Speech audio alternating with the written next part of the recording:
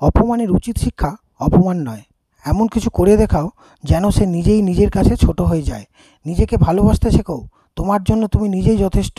কেউ পাশে থাকুক আর না থাকুক, তুমি নিজেই নিজেকে ভালো রাখতে পারো। এটাই ম্যাচুরিটি, এটাই ভালো থাকার সবচেয়ে বড় সিক্রেট। সুখী হতে চাও, এই কথাগুলো মেনে চলো। যার সাথে মনের মিল নেই তার সাথে সম্পর্ক রেখো না। যেখানে তোমার কদর নেই সেখানে যেও না। যে বোঝে না তাকে বারবার বোঝাতে যেও না। যা হজম হয় না তা বেশি খেও না। সত্য বললে যে রেগে যায় তার সাথে কথা বলো না। তোমার চোখে যে নিচে নেমে গেছে তাকে উপরে তোলার চেষ্টা করো না। জীবনে সমস্যা আসলে কখনো ভেঙে পড়ো না। অপরের কষ্ট দেখে কখনো আনন্দ প্রকাশ করো না। যারা আবহাওয়ার মতো বদলে যায় তাদের সাথে মেলামেশা করো না। ধীরে বলুন, শান্তি পাবেন। অহংকার ছাড়ুন, সম্মান পাবেন। ভক্তি করুন, মুক্তি পাবেন। বিচার করুন, জ্ঞান মিলবে। সেবা করুন, শান্তি পাবেন। সন্তুষ্ট থাকুন, সুখ পাবেন। নিজের স্বপ্ন পূরণের রাস্তাটা নিজেকেই তৈরি করে নিতে হবে। এই পৃথিবীতে কেউ আপনার জন্য 1 ইঞ্চি জায়গাও ছাড় দেবে না। পৃথিবী বড়ই স্বার্থপর। পৃথিবী কাউকেও সুযোগ দেয় না, সুযোগ নিজেকেই তৈরি করে নিতে হয়। কাউকে সারা জীবন কাছে পেতে চাও, তাহলে প্রেম দিয়ে নয়, স্বপ্ন দিয়ে আগলে রাখো।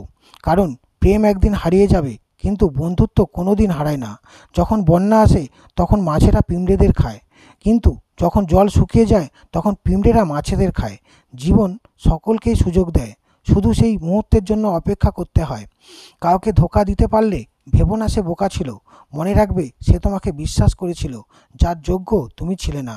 যে আগলে রাখতে জানে সে পায়ের জুতোটাও খুব ভালোভাবে রাখে, আর যে জানে না সে তার হীরের আংটিটাও হারিয়ে ফেলে। পরিস্থিতি মানুষকে অনেক কিছু শেখায়, যেমন একা চলতে শেখায়, নিজের পায়ে দাঁড়াতে শেখায়, বাস্তবতা শেখায়, চেনা মুখোশের আড়ালে অচেনা মানুষকে চিনতে শেখায়। জীবনের 6টি নীতি। প্রার্থনা করার আগে বিশ্বাস করো, কথা বলার আগে শোনো, খরচ করার আগে উপার্জন করো, কিছু লেখার আগে চিন্তা করো, হাল ছাড়ার আগে চেষ্টা করো, মরার আগে বাঁচতে শেখো। কাউকে মনে পড়ছে ফোন করো, কাউকে দেখতে ইচ্ছা হচ্ছে তাকে জানাও, ভালোবাসো কাউকে তাকে বলে দাও।